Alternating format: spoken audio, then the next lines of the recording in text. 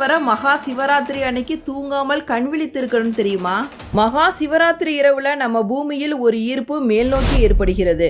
அந்த மாதிரியான ஈர்ப்பு ஏற்படும் போது நம்ம முதுகுத்தண்டை நேராக வைத்து கொள்ள வேண்டும் அப்படிங்கிறது விஞ்ஞானபூர்வமான ஒரு உண்மை.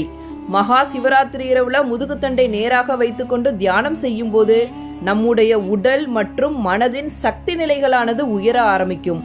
நம்முடைய உடலின் சக்தி ஆற்றலை பல மடங்கு பெருக்குவதற்காகத்தான் முதுகுத்தண்டை நேராக வைத்து நிமிர்ந்து உட்கார்ந்து இரவு விழித்திருக்க வேண்டும் அப்படின்னு சொல்லப்பட்டது. மகா சிவராத்திரி அன்னைக்கு பூமியோட சுழற்சி எப்படி இருக்குன்னு தெரியுமா?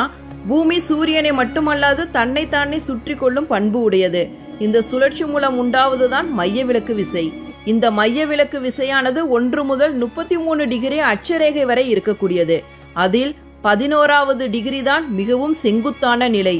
இந்த செங்குத்தான நிலையானது மகா சிவராத்திரி அன்று ஏற்படும். நாமும் இந்த 11 டிகிரியில் இயங்கும் போது, அதாவது நேராக அமர்ந்து கண் விழித்து வாழ்வது நம்முடைய ஆன்ம சக்தியை மேல் நோக்கி உயர்த்துவதற்கு உதவி செய்யும். மகா சிவராத்திரி அன்னைக்கு பூமி, நிலா, சூரியன் இது 3மே ஒரே நேர்கோட்டில் இருக்கும். இந்தியாவில் நடு இரவு 12 மணி 15 நிமிடத்திலிருந்து 12 மணி 45 நிமிடம் வரை உச்சக்கட்ட சக்தி கிடைக்கும் அப்படின்னு சொல்லப்படுது. 144 வருஷத்துக்கு அப்புறம் மகா கும்பமேளா நடக்கிறப்ப வர இந்த மகா சிவராத்திரி ரொம்ப ரொம்ப சக்தி வாய்ந்தது. மகா சிவராத்திரி அப்படிங்கிறது அறிவியலையும் ஆன்மீகத்தையும் உள்ளடக்கிய ஒரு அற்புதமான ராத்திரி.